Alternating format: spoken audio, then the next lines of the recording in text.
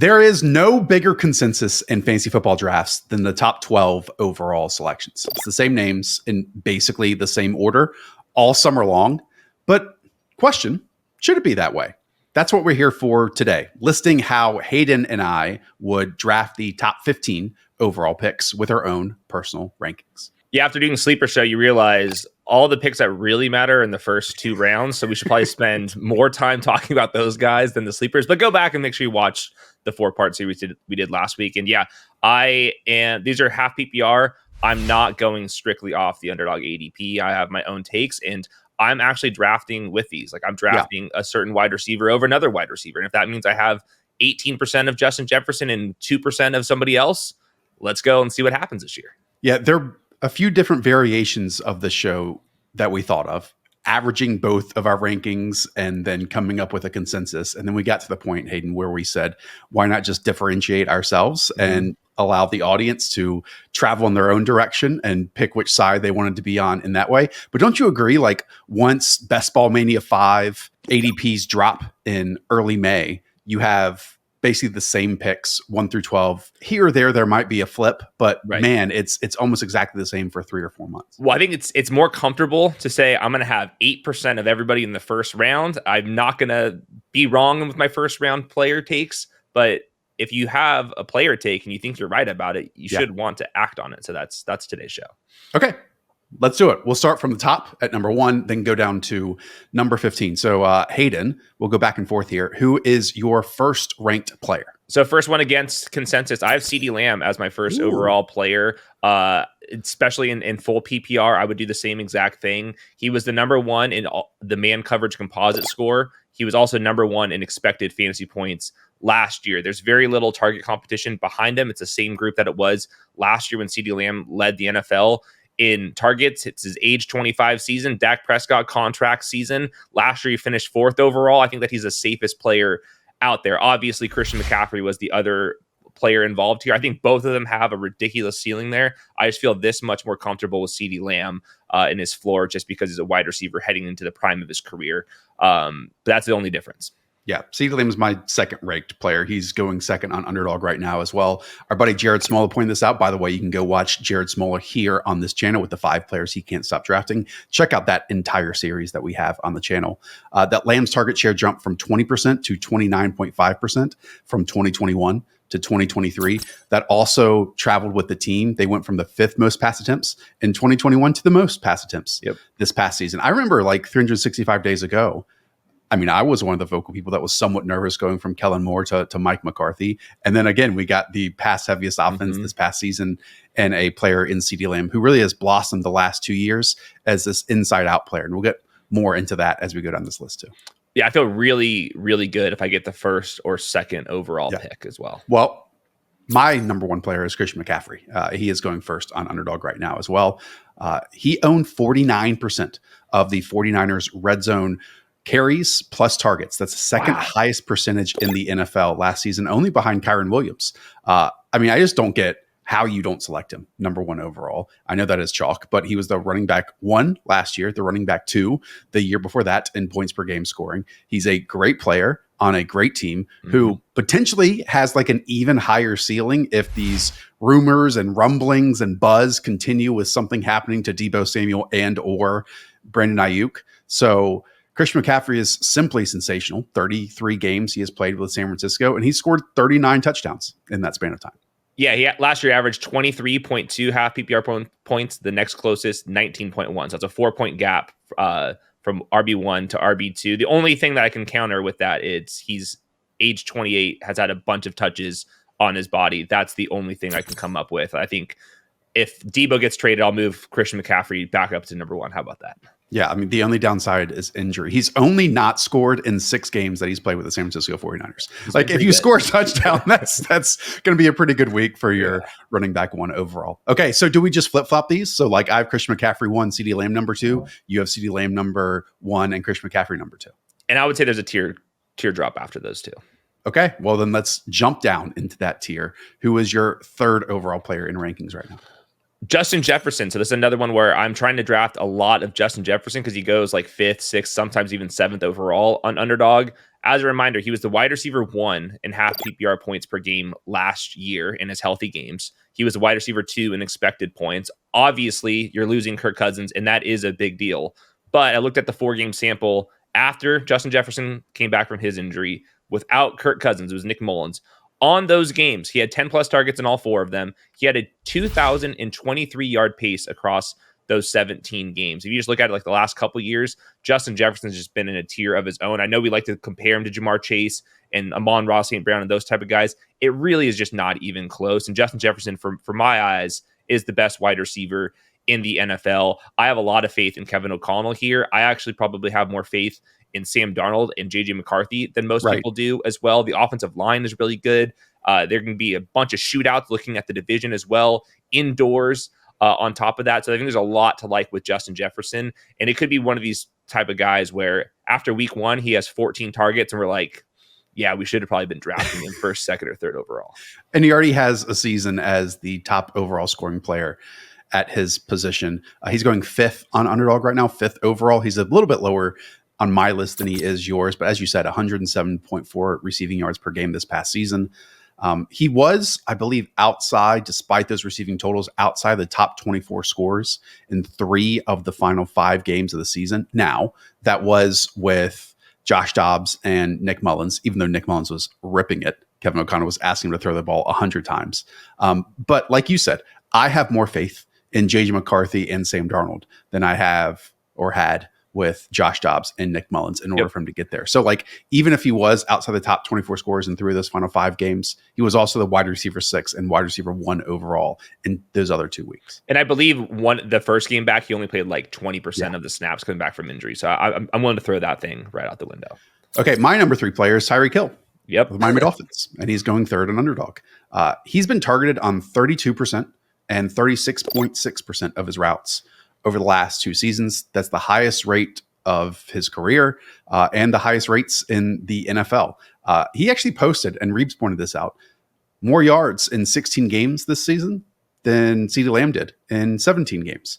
And one thing when I was digging into this information that I want everyone to keep their eye on, Tyreek Hill had 10 first half touchdowns in 2023, as opposed to three second half touchdowns. That was 1,100 yards versus 700 yards in first halves versus second halves. Last show, we talked about how many double-digit and 20-plus point leads that the Miami Dolphins had. And I totally get that leads equal more points, and more points likely came through Tyreek Hill. But what if this Dolphins team just plays in closer games because they don't have their edge rushers and they don't have Christian Wilkins on the interior, and just teams might match up with them at a superior rate? If that's the case, we're going to get more 3rd and 4th quarter hammer spots than we did this past season for Tyreek Hill. I just think he's undefeated as a player right now.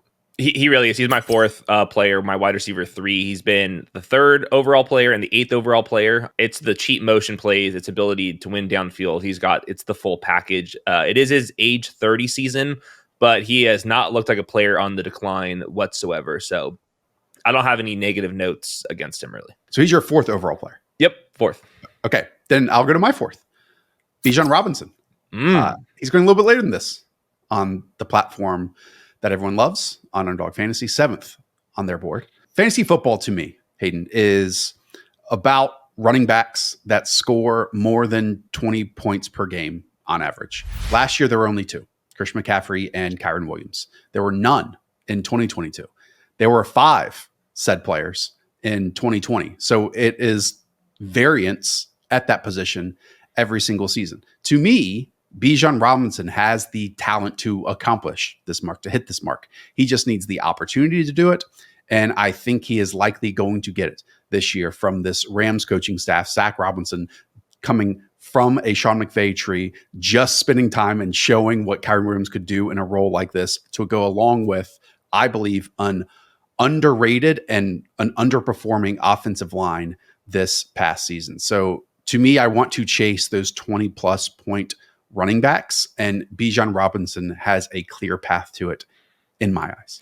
He does have a path to it. It's just a projection where I'm not fully willing to put him up that high. He's my 9th player overall. I have another running back actually ahead of him. The things that he needs to do to change this around, the Falcons have to play better. That means Kirk Cousins got to stay healthy or look the same. I think that's fairly likely, but there's a little bit of downside risk. He only had 2 carries inside the 5-yard line, only 18% of the Falcons' attempts. That's because Tyler Algier was involved. They got a bunch of players involved. He needs to have the goal line role to do that. And then even if he does, I think that another running back that I'll mention in a second here, he's already has all of those things on a similar projected team. So maybe I'm a little bit lower on the Falcons than other people are, just because a first-time play caller, they're saying the right things. And they're not over-exaggerating, which I do like, but it is a defensive-minded head coach, first-time play caller on an offense last year that really struggled. So there is a projection that I think is fairly likely to happen, but there is a kind of a downside risk here just because there is a lot of uncertainty in the offense. Another stat from the great Lord Reeves, Rich Rebar, only 5 running backs had more total yards than Bijan Robinson had a year ago, and he did that on 50.6% of backfield touches. All those other players had at least 62% of backfield touches. So I'm with you. Like, if Zach Robinson uses Tyler Algier in similar ways that Arthur Smith utilized Tyler Algier, there's no way that Bijan Robinson is going to hit the 4th overall player mark. I just am taking a zoomed out view, also looking at what these coaches are saying and simply believing that they trust in the talent and an individual like Bijan Robinson much more than splitting the work between just amount of carries, let's say, between Bijan Robinson and Tyler Algier, like Arthur Smith previously did when this team was already, second in expected points to the running back position. That surprised me that they were already that high as a team, but they split it down the middle. And CPAT was involved there as well a little bit. And I think that a lot of the CPAT kind of opportunities last year, that's more likely to go to Bijan, of course. Okay, who's your 5th player? 5th is Breece Hall, my RB2. The Jets last year, also really bad. There's actually a lot of parallels between Bijan and Breece Hall, top down, even going down to the bottom of the quarterback's foot. But late last year, the Jets, terrible. In those last 5 games, he had 22 points, 37 points, 23 points, 26 points, and then he had a 2-point game. That's 4 elite games for Breece Hall. He's the clear bell cow. I think that there's a higher chance that Tyler Algier gets involved than Braylon Allen does. As a rookie, we have Aaron Rodgers coming back, but also on top of that, the Jets offensive line has upgrades potentially at left tackle, left guard, right tackle, swing tackle. There's a bunch of potential upgrades, which was absolutely necessary for Breece Hall to do it. But I've seen in glimpses Breece Hall have this legendary season. It's been bad because of the Jets. It's been bad because of that knee injury, but I have way less concerns with that. And I don't really have to kind of envision this. I've seen this before. And if you compare Bijan and Breece Hall over their careers, Breece Hall has just reached that completely outlier game potential, 25 plus points, more than we've seen from Bijan Robinson. I know that's unfair because Bijan had Arthur Smith last year. But I think it's a little bit easier for me to see Breece Hall do it because I just watched him do it in the worst environment last season. Yeah, Breece Hall is also my 5th player that I'm drafting right now. He's going 8th on Underdog. So you and I are ending up with a bunch of Breece Hall. Yep. And it's a hair between him and Bijan Robinson on my list. As you said, he finishes the running back 6 overall last season. 15 points per game with Zach Wilson, Trevor Siemian, Tim Boyle, offensive line issues, and not playing 50% of the snaps until week 5. I mean, that was right off an ACL injury. He would have gotten to that 20-point mark that you and I keep bringing up if Aaron Rodgers played last season, because Aaron Rodgers' teams score a boatload of touchdowns, and not just the rushing aspect that we're talking about. To me, Breece Hall is a perfect receiving parallel archetype to pair with Aaron Rodgers that we saw blossom with Aaron Jones back in Green Bay. And I mean, just overall, the league ran way more in terms of just the amount of carries in 2023 than they did in 2022. I was looking at the passing numbers of teams leading that. There were about 4 or 5 of them back in 2021, 2022 that exceeded the Dallas Cowboys this past season as the number 1 passing rate team. So I'm for this. I think at this age, coming off this injury, Aaron Rodgers is going to lean on, and we'll get to another one of these playmakers, but 2 playmakers, and Breece Hall is going to have a massive season. I want a bunch of CeeDee Lamb, CMC, Justin Jefferson, Tyreek Hill, and Breece Hall. If I can pick, I want strategy. But I'm willing to have 20% Breece Hall because I'm drafting him over some of these other wide receivers that go ahead of him. Yeah. My issue right now is I am landing with picks 10, 11, 12 at a ludicrous rate in our employees only drafts on Underdog Fantasy. So admin, do something about that. People always hit me up about how random actually is it. It's so random. It's perfectly random. You can promise that. Before we move any further, be sure to hit that subscribe button down below. Also, you can play on Underdog Fantasy. Draft the top 12 in whatever order you want to. Click the link in the description down below. You can see this beautiful map of these yellow states. I mean, I rarely point out Florida or Tennessee or any of these other states that you can play in. Go start right now. Carry that through the first week of September. Click the link in the description down below, and we'll throw a Pick'em special at you when you sign up. Okay. Your 6th overall player that you are drafting in this order, who is it? AJ Brown. I have him ranked a little bit ahead of ADP, and I just want to point out how unlucky AJ Brown's season was. He started the season with how many straight games with 125 yards, a ton of them, and then down the stretch, the Eagles completely fell apart. I think the biggest reason was Jalen Hurts' knee injury. I'm hoping that looks a little bit better. He was not able to scramble or just had more designed carries, which helps move the chains for AJ Brown. But the other thing was the play calling was just a complete disaster. Their RPOs went down by a ton, 95, 122, and then last year only 89. Play action passes as a team, 111, 133, then last year only 81. These are the gimme plays that we're talking about. And we have a new offense coordinator to fix that. And then we talked about this on the regression show. Devontae Smith, he was the wide receiver 5 in these downfield targets that were actually catchable. AJ Brown was the wide receiver 64 on these downfield catchable targets. That's how you swing these huge games. We just need that to even out. And I think that Jalen Hurts with a better offensive coordinator, with a healthier knee, that's going to be the difference. I've seen AJ Brown be a top 3 wide receiver. That's exactly what he was for multiple months just last year. And at the end of the season, everything fell apart around him. I think that the Eagles are making steps to kind of correct that this year. And I think that AJ Brown, in terms of just raw talent, I think that he's up there with the best in the league. He's the 8th player I'm drafting, and he's the public's 9th player. So you and I are ending up with a bunch of AJ Brown if we are able to. Just another note on Kellen Moore, who I think when he was initially hired, people were concerned how much of the responsibility he was going to get on this team that was Nick Sirianni's. It sounds like a ton, that he is going to define Jalen Hurts and Nick Sirianni and this team moving forward. Keenan Allen was the wide receiver 3 this past season under Kellen Moore, spent 58% of the snaps in the slot. CeeDee Lamb was the wide receiver 8 with 5 games of Cooper Rush. Let's not forget that back in 2022 under Kellen Moore, that was 53% of the time he spit in the slot. Okay.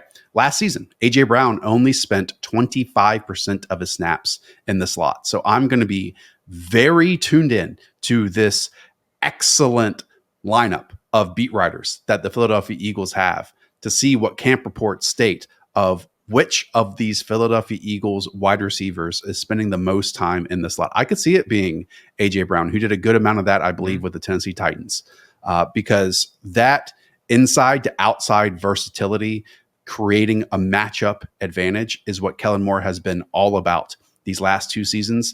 A fantastic fantasy season has followed suit in both instances. And to me, that definitely could be AJ Brown in 2024. It would make sense if he was the slot, just because his yards after the catch potential versus Devontae Smith, it's not comparable, really. So I think I would rather try to get those RPO slants to AJ Brown rather than Devontae Smith, who obviously I love as well. But I think there's just levels to this, and AJ Brown running down the field is special. Justin Jefferson is my 6th overall player, so we've already covered him. So in that case, who are you drafting 7th overall? Jamar Chase, who goes a little bit higher than this. And there's really nothing that negative I can even say about this. 86 yards per game as a rookie, 87 as a sophomore, 83 yards per game with Joe Burrow healthy last year. That's just a little bit lower than the tier that we just talked about above Tyreek Hill, CeeDee Lamb, and Justin Jefferson. Jamar Chase can completely smash this year, but just because the production's a hair lower than this since the league went to the 2 high shell, which I do think has impacted Jamar Chase more than other wide receivers. And then the last thing, and I don't think it's going to be that big of a deal, but Joe Burrow is returning from that wrist surgery. He's already throwing. He's probably going to be fine. but it is a wrist injury that had surgery. It is kind of an unprecedented injury for the quarterback position. So that's kind of lingering in the back of my mind. That was more of like a tiebreaker between A.J. Brown and Jamar Chase. But I do think that Jamar Chase, while he can have a 40-point game, I just think that his like consistency compared to the other elites is like this much lower, and that's why I'm dropping him. Jamar Chase is also my 7th overall player. The people are drafting him as 4th overall right now. And the reason I just have him after, Bijan Robinson and Breece Hall is because I'm chasing those 20-plus point seasons at the running back position. And then I have him one spot after Justin Jefferson, which the public, I believe, does not have, or they have him right neck and neck. And it's just simple that we have seen the number 1 overall seasons from Tyreek Hill and Justin Jefferson in the past, and we just haven't seen that yet from Jamar Chase. But I can also, on the other hand, say, have we seen the best Jamar Chase season ever? And no, probably not. Yeah. There's a lot of things that have happened over the last few years, and he's still been fantastic. 2 top 6 finishes to open his career. He had 100 receptions for the first time last season.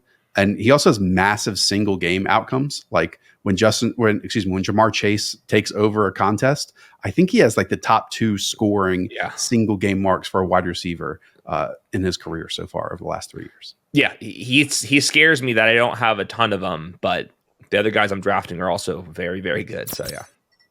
Okay, who is your 8th overall player? Because mine is A.J. Brown. We already discussed him. Okay, Amon-Ra St. Brown. He is my wide receiver 6. He was the 8th overall player in fantasy points over replacement per game last season, and that's in half PPR and full PPR. I'm sure that even goes a little bit higher than that. I just think there's not a whole lot to change with Amon-Ra St. Brown, except maybe the Lions defense is better. Maybe they're just not quite as efficient as they were last season because they were so good, but there is just not a whole lot of target competition at the wide receiver spot behind him. So I think he's one of the safest picks out there. I just think that his ceiling is a tad below just because he doesn't get the ball downfield as many times as the other type of guys. So I think he's a safe mid-range wide receiver 1 with, I would be very surprised if Amon-Ra St. Brown finishes as the wide receiver 1 overall in the season. And I think it comes down to as simple as you were stating, where he doesn't have the same ISO ball, downfield, elite stuff that the other guys do. That's not to put down ARSB because, what a sensation he's been. Wide receiver 4 overall last season, 119 receptions, 1,500 yards, 10 touchdowns.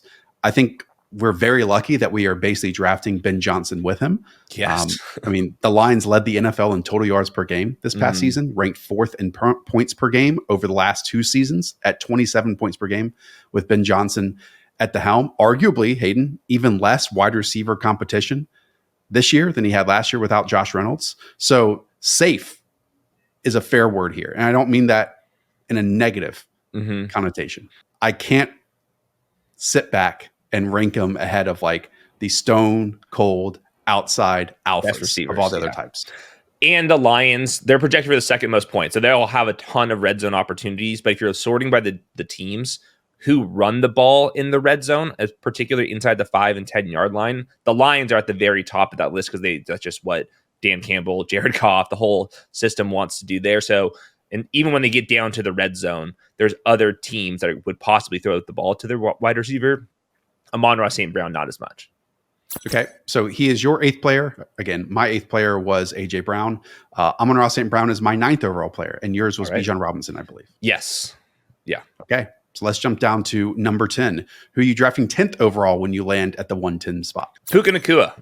Just what a total stud. I've said this a million times, but Mina Kimes noted that the Rams had the 2nd best offense in 2023 when Stafford and Kyron Williams were both healthy. And that was particularly the case down the stretch. Puka Nacua had a slightly less targets when Cooper Kupp was healthy. It sounds like Cooper Kupp's having a great off season, but down the stretch, Puka Nacua was still completely balling out there. I just think that he has maybe one less tier in terms of like raw speed than the other wide receivers in this range. But I do not think that Puka is a 1-year wonder. He's way too crafty near the sideline. He's way too tough in the middle. His feel for zone coverage for a rookie was basically as good as it can be. And Matthew Stafford certainly looked the part out there as well. We are in sync on this one because Puka's my 10th overall player, and so is the public. They're drafting him 10th overall on Underdog Fantasy right now. Set records for receptions, receiving yards, total yards for a rookie wide receiver.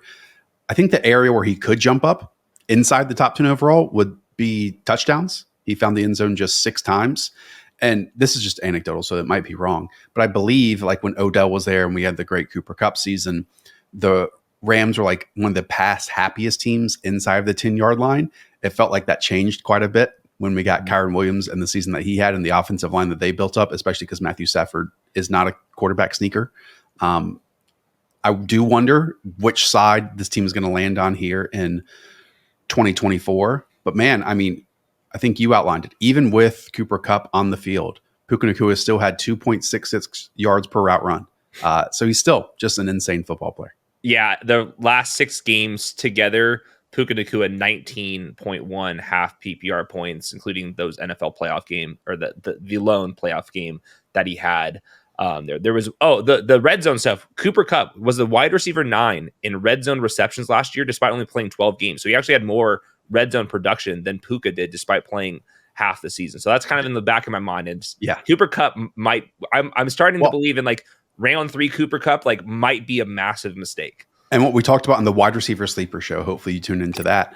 I believe Demarcus Robinson had more red zone touchdowns than Puka Nacua did this past season. What the hell? I mean, or this isn't the time for this remark during this show, but I know that we like saw the cliff hit for Cooper Kupp this past season, but man, every day that passes, I kind of keep talking myself into, hey, we saw this guy Cooper Kupp just break the league a couple seasons ago, and now we're getting him at like the deepest of deep discounts. Yeah. He just seems like a psycho that's going to work back from whatever injuries. And it sounds like his offseason is going incredibly. Yeah, there was one story where Puka and Cooper Kupp were training together, and Puka was doing Cooper Kupp's workout, and Puka ended up in a trash can throwing up while Cooper Kupp was still out there running around. There's levels to this. And he's a podcaster now. You know, your life really blossoms when you're a podcaster. I will state for the people out there, this is where it starts sucking. Yes. You talked about a tier after the top 2 names. I think there is a massive tier after the top 10 names. It won't ultimately end that way because who can predict how the top 12, top 15 go exactly perfect? And if we do, man, you guys really need to subscribe to this channel. But just the feeling and the confidence that I have in those top 10 selections versus everyone after this, it's way, way, way different. Yeah, we're into the range where we have to project a couple things to happen for them to pay off. And quite frankly, this is like a tier that extends to like 25 names. Yeah. For real. And that's why our, 11 through 15 is going to look quite different than the 11 through 15 that people are drafting them as right now. So with that in mind, which player are you selecting when you pull the 111? Well, one of my strategies is I'll just pick 2 players that are in the middle of the second round for uniqueness purposes, but that's not going to help you in your redraft league. And when we're not Galaxy Braining Best Ball, the guy I take 11th would be Garrett Wilson, who... Same. I think that he's really good. If you watch his tape, I do think that he has the superstar ability. We have not seen it completely just because of the Jets offense there, but there's a potential for a mind meld with Aaron Rodgers. There's going to be a lot of design stuffs for him, but Garrett Wilson also, he has this he kind of moves his body like Justin Jefferson to me, where he can really explode after the catch. His releases are fantastic as well. He's kind of like loose with his movements. So I think that he has like superstar ability in ways that like Drake London and Chris Olave, like the other guys next to him, might be one tier beneath him. So I'm just kind of hoping that kind of sticks here. And I already mentioned with Breece Hall, at least the Jets invested a lot into the offensive line this offseason. Garrett Wilson's also my 11th overall player. And it's part of take good players on good teams remarks here, where we talked about how Aaron Rodgers, I mean, when he is on the field, their teams throw a boatload of touchdowns, nearly the highest mark in the league compared to all other offenses in terms of the percent of touchdowns scored. I'm with you. He still hasn't hit that single season outcome that we want. I think that maybe his chances of being like the wide receiver 1 overall might be higher than someone like Amon-Ra St. Brown that we previously talked about. Yeah, it's possible. And that's despite, 1,000-yard season attached to Zach Wilson, Mike White, Joe Flacco, Trevor Siemian, and Tim Boyle since he entered this year. Man. And, just to repeat this point, by far and away, the Jets have two absurd talents in Garrett Wilson and Breece Hall versus all the other skill guys. We've been big fans of Mike Williams. Obviously, Aaron Rodgers is a fan of Al Lazard. People like Malachi Corley, Braylon Allen, Tyler Conklin's there. But man, when we get these two alphas at different positions, I really think the ball can be funneled to them enough for both to be worthy of top 11 overall picks. And we've kind of gotten that in season with Aaron Rodgers at the helm, especially with Devontae Adams. And everyone knows I will always go back to that 1 or 2 series that we got with them in the preseason and the mind meld that we had with the checks at the line. It was Devontae Adams-esque with the Garrett Wilson usage. And I think we're going to hopefully see that for 17 games this season. Yeah. 2 Jets players in the top 11. This is a true what can go wrong, but I just don't have a better option for you. Right. So this makes me nervous, but I don't think Nathaniel Hackett's good, but it's not his offense. It's Aaron Rodgers' offense, And what turned out to be this team's kryptonite last year was the offensive line, which was somewhat predictable based on the investments that they did not make into it. And they have tried to remedy that. They've realized that, hey, for us to have any success this year, Aaron Rodgers is going to have to play for 17 games. Yep. And so they've done their best. Really, I think they executed and pulled every single lever that they could, both veteran and young guys, to fulfill this offensive line requirement. The only thing I think that is stopping this is for somehow Aaron Rodgers to have his play fallen off a cliff because of this Achilles. And that is just something that is impossible to predict. Yep, it really is. Yeah, at least RFK is way down in the polls, so we don't have to worry about that. Okay, number 12. Who are you getting at the turn here? Jahmyr Gibbs would be the next guy I want to nominate here. The Lions' second in projected points. They're obviously going to scheme him up through the pass game. I thought it left a lot of yardage on the field in the pass game, where I do think that will get corrected just because of how explosive he is. There's a chance that he gets more goal line opportunities this year. He will need those to pay off the top 12 overall ranking from David Montgomery here. But if Montgomery either is injured or is completely benched or whatever the case may be, I do think that Jahmyr Gibbs has the ability to finish as the the RB1. I'm not expecting that to be the case. I do think there's a tiered break between Bijan and Breece to Jahmyr Gibbs. But in terms of just explosiveness and the high floor nature of the offense, and I'm guessing that Ben Johnson's going to come up with even more ways to kind of scheme him up the ball this year, just because the depth at wide receiver is so bad. He's also the player I'm drafting 12th overall. We aren't drafting him for the reason that if something does happen to Dave Montgomery, then you are almost certainly going to get a stud 2019 18-point season out of Jahmyr Gibbs. I mean, in fact, in the 2 games after Jahmyr Gibbs kind of earned the trust of this team that Dave Montgomery missed in the middle of the season, Jahmyr Gibbs finishes the running back 3 overall and running back 2 overall in those weeks. And then even when Dave Montgomery returned at full health week 10 and on, Jahmyr Gibbs scored 9 touchdowns compared to 7 for Dave Montgomery. And don't get me wrong, I'm still drafting Dave Montgomery, still love him. This team's going to, lead the league in running back usage. They put up a boatload of points. It's pretty amazing that even with the lack of trust he had in the opening 2 or 3 games of last season, that Jahmyr Gibbs still scored 11 touchdowns this past season. I think you will hit value. You will make a good pick with him as a split backfield, but man, the possibilities are endless if he does, by hook or by crook, become the lead ball carrier for this team with someone very distant behind at number 2. And that's kind of my strategy at the turn, just because in terms of projected points you're taking a hit, I want to kind of dream, like, what if this type of thing happens? And I'm kind of looking at the best offenses. They haven't necessarily been this guy, but if they can just get an injury break or whatever the case may be, they can fall into that first round tier. Okay, let's dive deep. Let's jump off the board for these next few. Who is the player then, if basically we hit the top 12 of the top 12, albeit in quite a different order? Who's your pick at the turn at number 13? Brandon Aiyuk. He's my wide receiver 9, and he does not have the volume of somebody that should be going this high. And quite frankly, he shouldn't be going this high, but I'm running out of names here. Last year, he was the wide receiver 36 in expected points per game. There's a chance Deebo Samuel gets traded. I would put that pretty unlikely at this point, maybe only 10%.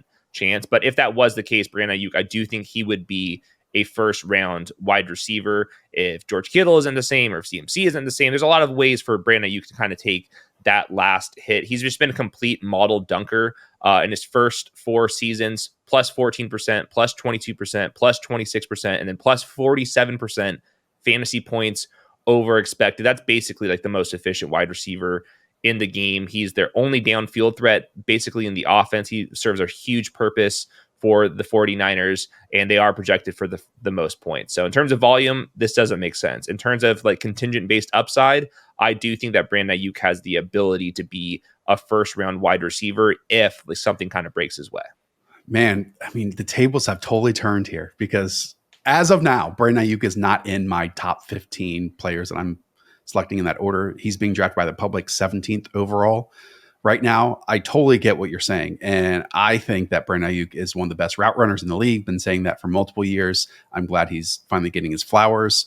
I would be stunned if he's not on the San Francisco 49ers team, because it's so obvious what Kyle Shanahan and John Lynch understand, that the man zone splits of these two, like, hey, you have to have Brandon Aiyuk on this team for teams that are facing and playing you with a ton of man coverage, because he torches them. He torches them. So this perfectly fits the, hey, take a great player and a great team, and when in doubt, that's one lever to pull. And so, yeah, I could see us as we get closer to the season for him. Now is it's time to be irresponsible. Yeah, I liked his early work, as the people say. Okay.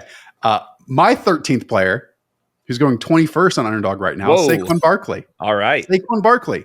I understand that there's this idea, and there's some truth in it, that, man, how can Saquon Barkley have a great year if he is attached to Jalen Hurts? Okay. We've talked about this a lot in previous episodes, namely the episode of players that we haven't drafted a single time. And I mentioned DeAndre Swift's name in that. Swift last year still had the 9th most carries of any player inside the 10-yard line across the league. DeAndre Swift was also tackled at the 1-yard line and did not score on the same drive 6 times last season. I think that was tied for an NFL high with Joe Mixon and Austin Eckler. So really, all I'm asking for is for Saquon Barkley to be a yard or two better than DeAndre Swift. He is. On numerous occasions. And I believe he is. DeAndre Swift is also terrible after contact last season. And the first half of last year, we actually got DeAndre Swift somewhat involved in the receiving game. I think it was 3.3, and that dropped down to about 1.8 or 1.5 in the final 5 or 6 games of the season. Who knows exactly how this team is going to operate, if they're going to keep the cheat code, and I think it's a skill in the tush push, if they are going to continue to not incorporate their running backs in the passing game for full seasons 1 through 17. I think Kellen Moore has a lot of cool screens drawn up, as we've previously seen with Tony Pollard in Dallas, as we saw with Austin Eckler at times last year. Hey, guess what? Saquon Barkley can be better than DeAndre Swift in those situations. So again, this is the best environment we have seen an unreal talent at the running back position be in during his NFL career. And I just want to bank on that working out. And so that's why I am okay with drafting Saquon Barkley 13th overall. For this to hit, we have to hopefully get less tush pushes and more Saquon Barkley. And maybe there's a chance like that they say, oh, Jason Kelce was a huge part of that. I'm not expecting that to be the case, but there's a chance that they just kind of flip the tush push around. And then the second thing is there's been a lack of running back receptions in this Eagles offense. But if you look at the players that they've had, both DeAndre Swift and Miles Sanders, and by the way, I think that DeAndre Swift is like one of the most overrated pass catchers out there. There was no like necessarily reason to kind of throw those guys the ball when everything else was clicking. I think that's why they bring Saquon Barkley in. So I wouldn't be surprised if just it was a personnel issue that they had when they weren't throwing the ball to their running backs. And now we're going to actually get that kind of schemed up. The only reason why I have them ranked a little bit lower than this is because the way that the wide receiver and running back prices are on Underdog are so just kind of inverse of what I think they should be, that there's players like Pacheco and Josh Jacobs and David Montgomery, those type of guys available way later, and where I kind of want to push up these wide receivers. But Saquon Barkley, this can be the first week he gets a goal line opportunity, scores a touchdown that everyone's like, dang, I should have been drafting him more. Yeah, I mean, again, based on my list, I'm ending up with a whole bunch of Bijan, a whole bunch of Brees, and a whole bunch of Saquon Barkley. All right. On these drafts. Okay. 2 more to go. Who's the 14th player that you're drafting? I like Jalen Waddle. And if you look at his per game numbers, they were not that great last year because he missed so much time. He actually had 5 games under 66% of the snaps. But if you only look at his 9 healthiest games, he averaged 81 yards per game. By the way, that was like very close to what the Jamar Chase numbers were that I just mentioned back under that section. And if you look on a per route basis, Jalen Waddle set career highs last year, 2.5 yards per route. That was the 8th best in the NFL, 26% targets per route. That is really good. And I believe that was the number 13 mark in the NFL, with Tyreek Hill, like you said, the leader in targets per route. So there's this contingent upside if Tyreek Hill were to miss time, where Jalen Waddle, I firmly believe we would be ranking him kind of in that A.J. Brown, Amon-Ra St. Brown range as a for sure first round wide receiver. But if he just stays healthier and is playing a little bit more snaps this year, we can make that same argument that you had with Tyreek Hill, where the Dolphins just might be in a little bit fewer complete blowout games where they're going to have to pass the ball a little bit. He has the per route numbers of a top 8, top 10 NFL wide receiver. And on top of that, he has a contingent upside to be a top 5 guy as well. Heading into the prime of his career, we have skinny Tua as well. So I think there's a lot to like with Jalen Waddle. He's my 14th player now, too, despite being drafted 20th overall. And I mean, it's pretty simple. I want to have some level of exposure to this Miami Dolphins team at some point in my drafts, whether it be Tyreek Hill, who I'm drafting 3rd overall, whether it be Jalen Waddle, who's, if I have a pick on the opposite end of the spectrum, on the opposite end of the draft, I'm taking closer to the turn, or it's Devon Achane at 24th, 25th overall. Yep. Like, I need one of these dudes. Yeah. And Raheem too. and Raheem Mostert later on. But it's kind of one of those 4. Yeah. And if you don't get one of those guys and you're hoping on Jonnu Smith or Odell Beckham or taking naked skinny Tua by himself, you know? But Jalen, I mean, it goes back to exactly what I said. And yes, let me once again reaffirm that when you get early leads, that means you are dominating your opponent by scoring a whole bunch of points. And those points came so much through Tyreek Hill last season and through the running game last season. And again, these second halves where this team relied less on their pass rate and more so on the run game, that's why we got just the ludicrous amount of Raheem Mostert touchdowns. Yep. How Achane got so many rushing touchdowns as well in explosive plays towards the end of games. If we just get more even contests, this team will have to play in more neutral game scripts. And when they are in neutral game scripts, they throw the ball at a much higher rate than they did this past season. And I think the one player that of those that is being undervalued is Jalen Waddle because of it. So I'm okay to take him 14th overall in a range. And I really like these players, man. Like, I like Drake London. I like Chris Olave. I like what you mentioned with Brandon Aiyuk and Devontae Adams. And sorry to bring up all these names, but these are all the wide receivers going ahead of him. I just want arguably the best offense out there and to feel really good about that pick with a good player in Jalen Waddle that we probably still haven't seen the best of yet. Yeah, he's, I think, only like 25 years old still. So, okay, one more to go. Who are you drafting 15th overall? Nico Collins. Talk about prime of your career. You have, I mean, probably 5,000 yards from CJ Stroud coming this season. There's a lot of target competition there, but that also means there's a little bit of contingent upside hidden in his profile. And also, I just think Nico Collins is like a total alpha. He was like the wide receiver 3 in basically every man coverage score that you can talk about. He was the per game wide receiver 7 last year. And that was when the Texans, the first half of the season, they were well below average when it comes to neutral pass rate. After like week 9 is kind of when they flipped the script. Their bye was in week 7. They were kind of figuring things out. Then they became like league average or even a little higher than league average in neutral pass rate. If you add Steph Diggs, I think that the plan is we're going to pass the ball a whole lot more than we did the season prior. And I have so much faith in CJ Stroud, obviously, but Nico Collins, I think he's one of the most efficient wide receivers in the league. I think he's the most one of the most underrated wide receivers. He is so big. He is so fast. He has some hidden yards after the catch ability as well. And when they do these like 4 or 5 or the 5-step, 7-step play action dropbacks, these huge posts, these huge downfield shots, to me, Nico Collins is about as good as any wide receiver in the league is at that time. So I just think that we have to repeat what he did last season. And I think there's a chance the Texans kind of even take another step heading into CJ Stroud's second year. He's in the debate for me at 15th overall The only reason I resisted is just going back and looking through and remembering the games. I felt like when the two played together, there were an equal amount of Tank Dell games as there were Nico Collins games. Definitely. And I love both. And I believe both are the top two wide receivers in the team. And then it's Stephon Diggs, albeit the public is still drafting Stephon Diggs ahead of Tank Dell, but that's a conversation for another day, maybe later on this summer. So yeah, totally get this. Big guy, runs fast, downfield, deep play action, deep shots over and over and over again. It was a perfect formula last year. I don't know how it is slowed down this year at all, because they have probably an even better offensive line that was still really good in pass protection, but woeful in terms of their run blocking. Yep. So I'm all for it. I would listen all day to Nico Collins being drafted ahead of where he is on Underdog right now as the wide receiver 13. And I believe that is like the 17th overall player. All right. Who's your 15th overall player? Yeah. And I feel awful about this. But this is even later than he's being drafted in Underdog. He's being selected 13th overall right now on the platform of the people. He's my 15th player, and that's Marvin Harrison Jr. All right. I'll give the positives and then the negatives. Okay. The positives: with Kyler Murray on the field over the last 3 seasons, 58% of the team's touchdowns were passing. That drops down to 33% when Kyler Murray is not on the field. I also think maybe we've just forgotten about how cool and fun and explosive Kyler Murray can be with an offense that you and I both believe can take a leap and a step forward with Drew Petzing coming into year 2.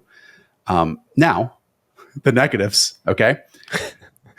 That was it? That was short.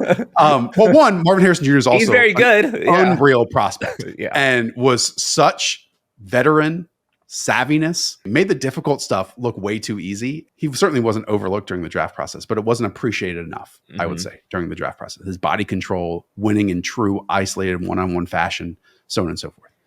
But we haven't seen a wide receiver truly pay off in this range unless it is Jamar Chase's rookie year, Puka Nakua's rookie year, which set records, or like Justin Jefferson's rookie season. Right. Other than that, despite how good all these other names have been, like Garrett Wilson or Odell Beckham, Jalen Waddle, Chris Olave, AJ Brown, we can keep going down and down the list. You have to be some kind of special in order to make good and be a value at the now 13th overall pick where he's being drafted. I'm slightly later at 15th overall.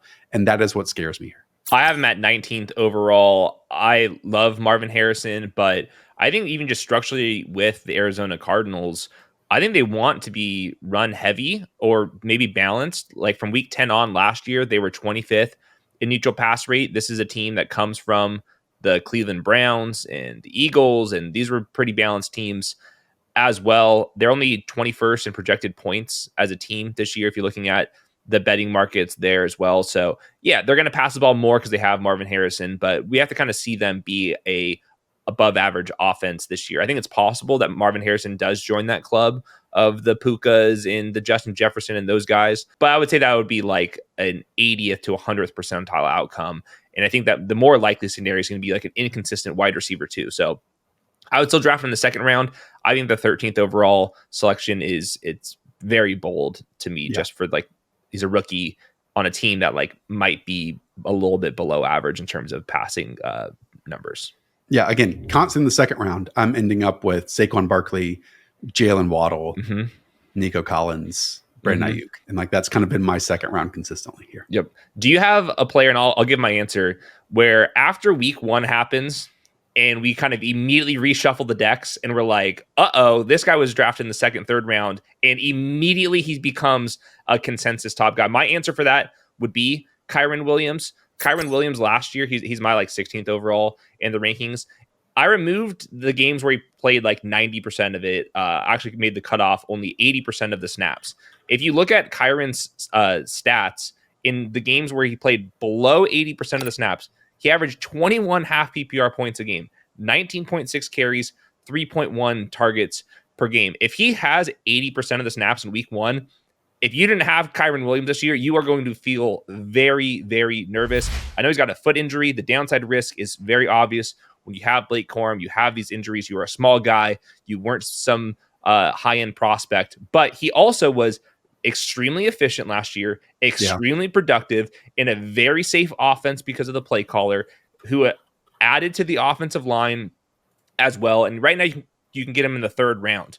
Everybody wants to draft the wide receivers, but we just watched Kyren Williams be the 2nd most valuable player in the entire game last season. So I wanted to nominate Kyren Williams here just because there are risks, but all these 2nd round guys that we're talking about, they all have risk or they have a cap ceiling. Totally. I think with Kyren Williams, you can completely eclipse that cap ceiling. You're going to take on more risk here. But I think a lot of these 2nd round guys that we've been nominating, they're going to end up being 3rd round values, 4th round values this year. And while you're not going to come in last place with that, you're also not going to come in 1st place with that. I think that Kyren Williams, we can kind of flip the script immediately and be like, I might have the best team in my league if he hits. 2 names for you. And I'm going to sound like a broken record, but Achane. I mean, he only had 27 receptions this past season. You know, everything out of off-season activities is we're going to get him more involved in the receiving game. Now, I'm not of this belief that like, oh, that means he's going to be lining up as a wide receiver and doing this and that. Like, look, we don't need any of that stuff. What we need is cool ass shit designed by Mike McDaniel near the line of scrimmage with a whole bunch of misdirection and eye candy and allowing basically kick returns for Achane to get to. They did an awesome job of it last year. But what if this year, Hayden, other than Raheem Mostert, you know, scoring 20 touchdowns last year, if the roles are just like totally flipped? Yep. Yeah. Like that is in the range of outcomes and pretty easily in the range of outcomes, I believe. Yeah. And you talked about it. He was like a track guy in college, and now he's like slowly putting a little bit more weight on out there. And he doesn't even need the reception. The receptions are nice, but so much of his carries are basically set up where it's like 3 blockers versus 3 defenders. And a lot of the times all of a sudden Devon Achane is running the opposite direction. It's impossible to stop, really. So he just needs a little bit higher percentage of the inside the 5-yard line opportunities, and that's definitely within the range of outcomes. And if we're talking about just from week 1 and maybe an overreaction based on that, what if Malik Neighbors gets 15 targets in week 1? I know. It would be, the Giants are incentivized to do that because throwing the there's ball literally to these other guys is not. Devin Singletary in the backfield, and it's Darius Slayton, Jalen Hyatt, and Wan'Dale Robinson at wide receiver outside of him, with Daniel Bellinger and Theo Johnson at tight end. Like, again, not totally banking on Daniel Jones. But what if, as Hayden said, after week 1, we look back and Malik Neighbors has 15 targets? I know. I see the same thing with Cooper Kupp. Like those 2 guys where it's like, okay, those were the. I love DK Metcalf. I'm expecting the Seahawks to look better. I'm not going to wake up and say DK Metcalf has 14 targets. I can see that with the Malik Neighbors and Cooper Kupp types.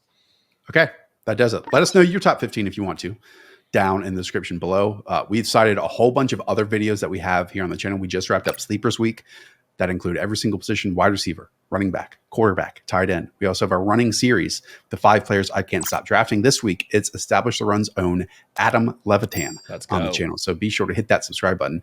Leave a thumbs up. Go play on Underdog Fantasy. Click the link in the description down below. We'll throw some money back at you, give you a free special along the way if you're a first-time player in one of those beautiful yellow states and you've never played on the platform.